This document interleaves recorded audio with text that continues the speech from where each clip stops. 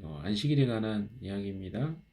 20장에 이미 안식일에 관한 이야기가 나왔는데 다시 성막에 대한 이야기를 나누면서 마지막에 이야기하고 있는 것이 안식일을 다시 한번 상기시키고 있습니다. 우리가 여기서 이제 그러면 성막과 안식일이 어떤 의미가 있는가 살펴볼 필요가 있겠죠.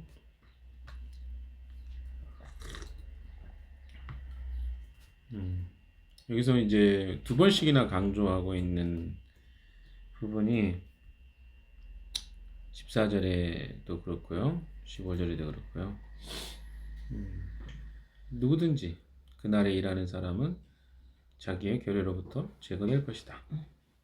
15절에는 엿새 동안 일을 하고 일의 날은 나주에게 바친 거룩한 날이므로 완전히 쉬어야 한다. 안식일에 일하는 사람은 반드시 죽여야 한다. 제거한다. 죽어야 한다. 뭐 이런 어떤 표현들이 우리에게 좀 세게 느껴질 것입니다. 14절에도 죽여야 한다. 제거해야 된다. 뭐 이런 표현이 나왔잖아요.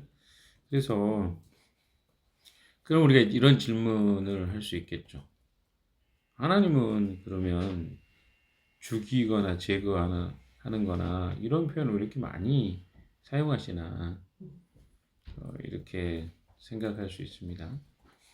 그런데 이렇게 우리가 조금 다시 질문을 돌려보면 좋을 것 같습니다. 아니, 법적으로 우리나라에 법이 있습니다. 사형 제도가 있습니다. 공식적으로. 사형을 집행하는 그 범죄가 아무 범죄나 사형을 집행하라고 합니까? 아니죠. 뭐 실제로 살인 사건이 일어났더라도 그 사람을 사형시키는 경우는 거의 많지 않습니다. 종종 우리는 이 정도밖에 안 낸다고? 형량이 너무 작아서 우리가 의아스럽게 생각하는 경우가 종종 있죠. 분명히 살인 사건인데 어떤 경우는 사형에 해당이 되고 어떤 경우는 몇 년, 불과 한 3년, 5년, 뭐 짧게는 그렇죠. 그리고 길게는 뭐 10년, 15년 그렇게 되기도 합니다. 다 정도의 차이가 있는 것이죠. 뭐 정상이 참작이 된다거나 뭐 여러 가지 내용들이 다 있기 때문에 차이가 있는 것이죠. 그럼 반대로 사형에 해당된다는 것은 그 범죄가 얼마나 중대한지를 말해주는 것이죠. 그러니까 무조건 사형에 문제가 있는 게 아니라 하나님이 여기서 제거하고 죽이라는 것에 우리는 포커스를 너무 많이 맞추는데 그러면 다른 말로 이야기해 보면 이 문제가 얼마나 심각하면 하나님이 여기서 죽여라, 죽여야 한다, 제거해야 된다, 반드시 죽여야 된다 이렇게 표현하잖아요. 이 질문을 그렇게 역으로 생각해 보면 안식일이 어떤 의미인데 하나님이 이렇게 말씀하고 계실까로 이제 이야기가 진행이 될 수 있겠죠. 자, 그러면 다시 한번 천천히 읽어보도록 하겠습니다. 주님께서 모세에게 말씀하셨다. 너는 이스라엘 자손에게 일러라. 너희는 안식일을 지켜라. 자, 안식일에 주로 하는 일이 성막에서 하는 일들입니다. 성막의 제사는요, 평시에도 제사가 드리지만 안식일 날도 의식이 행해졌습니다. 그래서 안식일 날 하는 어떤 일들은 다 쉬는 일들이었지만 안식일에도 제사는 집행이 됐습니다. 그렇죠? 그리고 계속 읽어보면요. 이것이 너희 대대로 나와 너희 사이에 세워진 표징이 되어 너희를 거룩하게 구별한 이가 나 주님. 구별시킨다는 거죠. 안식일을 지키는 것이 구별의 의미가 있다는 것을 우리는 알게 되었습니다. 하나님이 구별하기 위해서. 그럼 어떤 구별일까요? 자, 보십시오.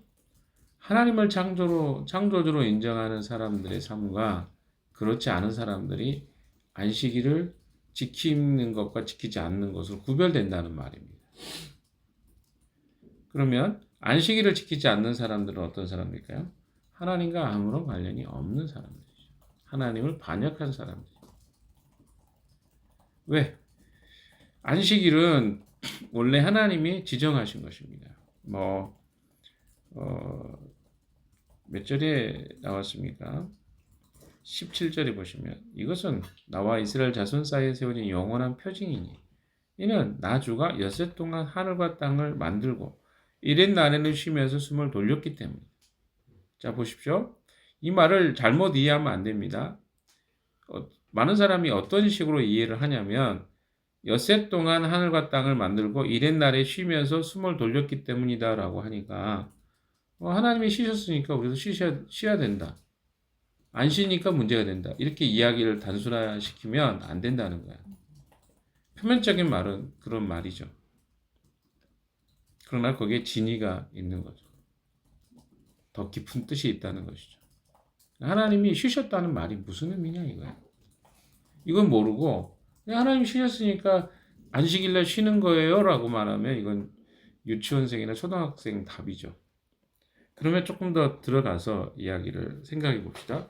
엿새 동안 하늘과 땅을 만들고 이렛 날에 쉬면서 숨을 돌렸기 때문이다. 이 말은 어떤 의미일까요? 창세기의 내용에 보면 7일의 완성은요. 완전한 완성이었습니다.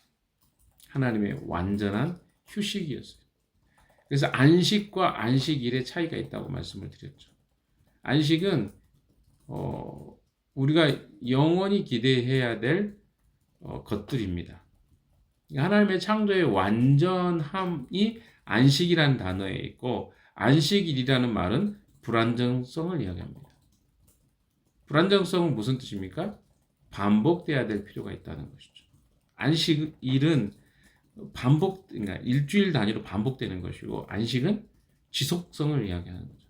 지속과 반복의 차이예요. 그래서 하나님의 창조의 완성이 되었던 날이 바로 안식일이에요. 그 다음에 뭐 굳이 일할 필요가 다 하셨는데 필요가 없는 거예요. 그런데 왜 안식일이 생기게 되었냐는 거죠. 안식일은 인간의 타락으로 인한 파생된 사건입니다. 그러니까 인간이 하나님을 순종하고 그렇게 살았으면 안식이 계속 유지가 됐겠죠. 그러나 안식일이 생길 수밖에 없었던 이유는 인간이 타락한 거예요. 어떻게? 하나님의 명령에 순종하지 않고 그 뜻을 거스린 것으로부터 문제가 시작된 거죠.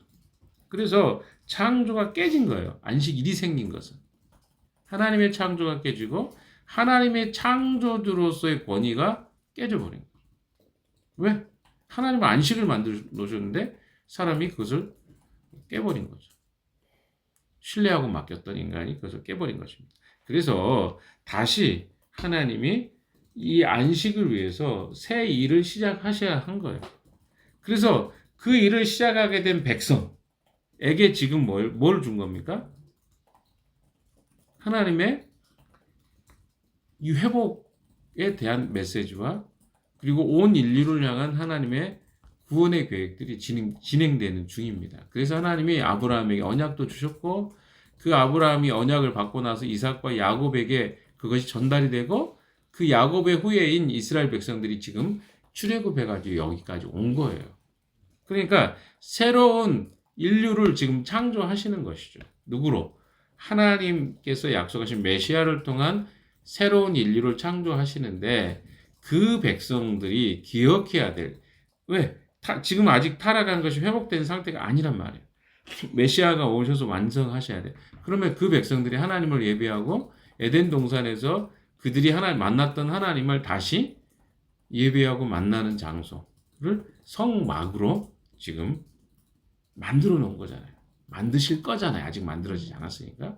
그러면서 그들에게 무엇 하라는 것입니까? 이 안식일을 기억하라고 맨 마지막에 지금 지정하고 계신 것입니다.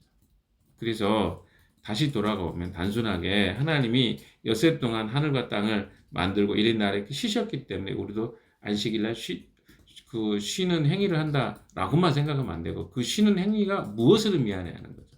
그 쉬는 행위는 바로 하나님의 창조주 되심을 인정하는 행위였어요. 다른 말로 이야기하면 그 날을 쉬지 않으면 하나님의 창조주됨을 인정하지 않는 다시 마치 아담이 에덴 동산에서 하나님의 선악과를 먹은 것처럼 안식일날 일하는 행위는 그런 행위였어요. 파괴하는 행위입니다. 그래서 죽여야 되는 거예요. 죽는 거예요. 아니 웃기잖아요. 우리 창세기에 선악과 먹었다고 죽는다는 말이 우리에게는 이해가 잘 안 됐을 거예요. 근데 그것이 그냥 단순히 선악과를 먹었기 때문에 죽은 게 아니라 그 행위가 무엇을 의미하냐는 거죠. 그것은 하나님의 권위와 하나님의 창조되심 부정하는 행위였단 말이에요. 똑같습니다.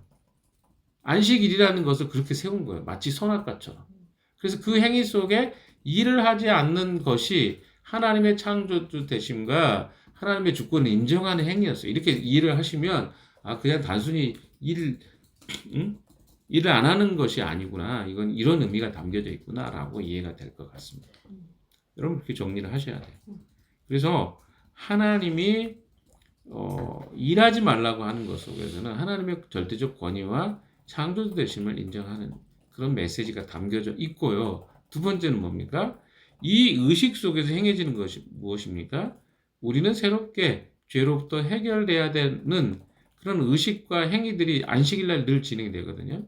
그럼 무엇입니까? 메시아가 오셔야 된다. 예수 그리스도가 오셔서 우리의 죄를 사해 주셔야만 우리는 온전한 존재, 회복되고 안식으로 들어간다. 이런 것을 상징하는 것이 안식일이었습니다. 그래서 예수님이 오셔가지고 나는 인자는 안식일의 주인이다 라고 말씀하셨고 안식 후 첫날 주일날 우리가 지금 지키고 있는 주일날 예수 그리스도가 부활하심으로 그 안식의 완전한 완성을 이루신 날이 바로 주일입니다. 그래서 초대교회에서는 안식일과 주일을 같이 섬기다가 지금은 어떻게 합니까? 주일만 예배를 드리죠.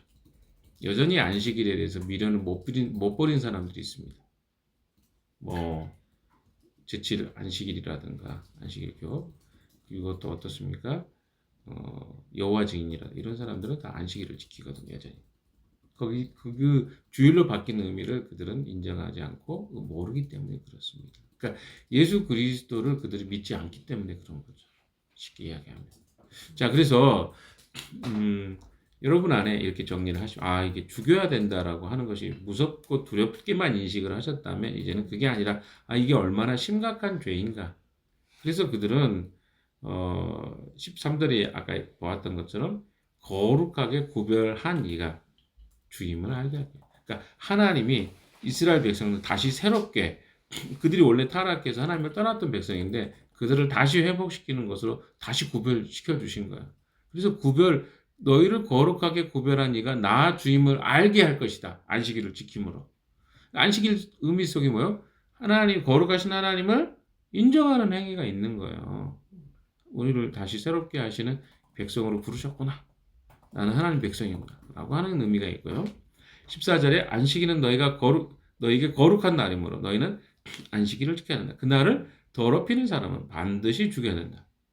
반드시라는 표현이 있어요. 근데 이스라엘 백성들이요, 실제로 그 안식일 날 이렇게 해가지고 죽이는 행위가 별로 성경에는 기록이 안 돼 있어요. 그렇죠? 별로 안 보일 거예요. 언제 그게 집행이 되냐면 아마 한참 지나서 포로기로 갔다가 돌아와서도 잘 안 되다가 나중에 유다 뭐죠? 마카비 왕조 때 좀 우리가 보통 하면 근본주의 정부가 세워지고 나서 그때나 집행이 됐다는 이야기가 나옵니다. 그러니까 뭐예요? 이것에 대해서 거의 잘 안 지켰다는 거예요. 그러니까 약속은 하나님 만들어 놓으셨는데 사형을 집행하는 경우가 거의 없었어요. 이스라엘 백성들이 그런 의식들이 그렇게 충만하지 않았습니다. 아니 우리나라도 사형 제도가 있는 거 아시죠? 근데 사형을 안 한 지가 얼마나 오래된지 아십니까? 1998년인가요? 99년 이후로 거의 없어요. 얼마나 오래됐습니까? 27, 8년 이상 됐어요.